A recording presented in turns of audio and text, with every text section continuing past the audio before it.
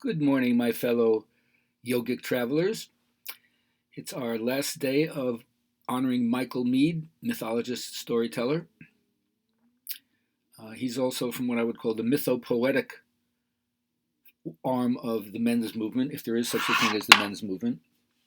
And that's the part that acknowledges the importance of mythology and poetry to give us clues and hints about how to initiate ourselves and look at the lifeline experiences that we've had and weave them together in a way that ends up serving us and giving us a mission of service. So the whole idea is if you're an elder, you got to throw yourself like seed into the furrow of your life. Leave the past behind and have a vision for the future. We always want to honor the ancestors, the ancient of days. I love this little African chant that says, thank you, grandfathers, thank you, grandmothers, right? Pura Same, Pura Same, Pura Sameo, Pura Sameo,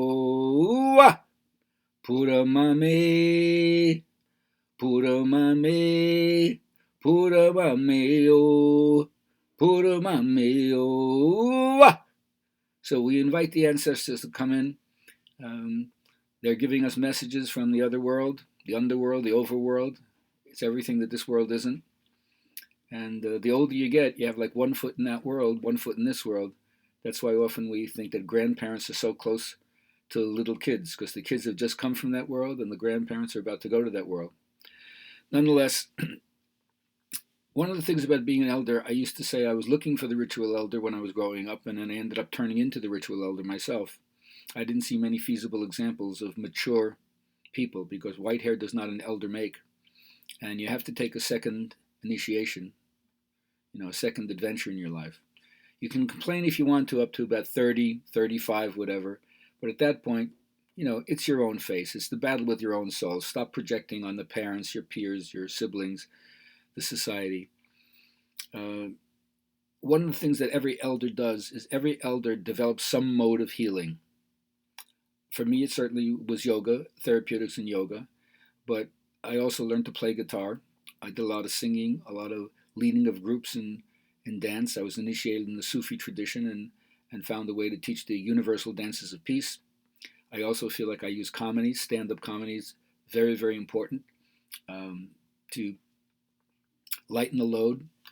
There's so many scientific studies that show like anger depresses your immune system for a couple of hours, where laughter actually boosts your immune system for more than 24 hours.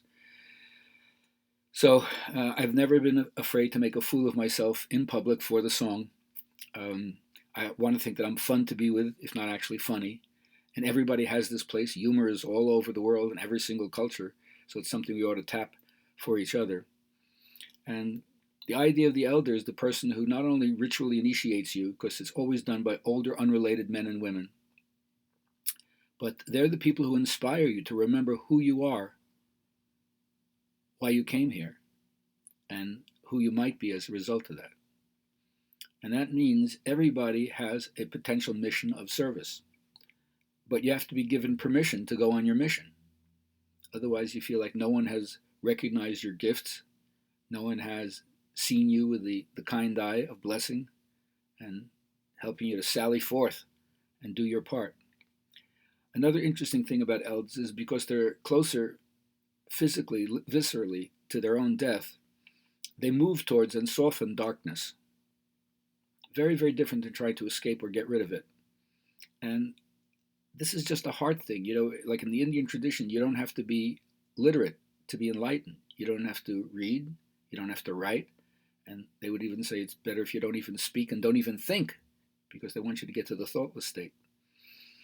So the elders teach you that the importance of soul is the part of you that doesn't solve problems, but actually deepens it, goes into the complex that you're facing and widen it.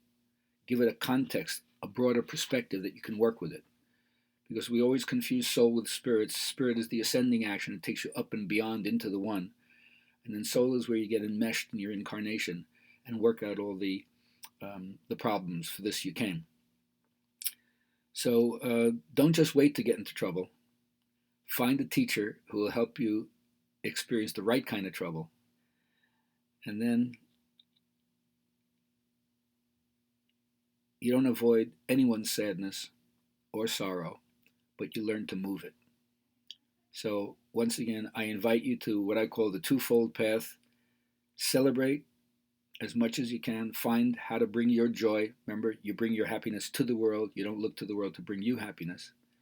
But then some people, for whatever reason, the past is heavy, the trauma is deep, and they can't play because they don't feel safe. They feel threatened. And that's where, as an elder, you have to learn how to hold space and then teach them, how do I move this karma?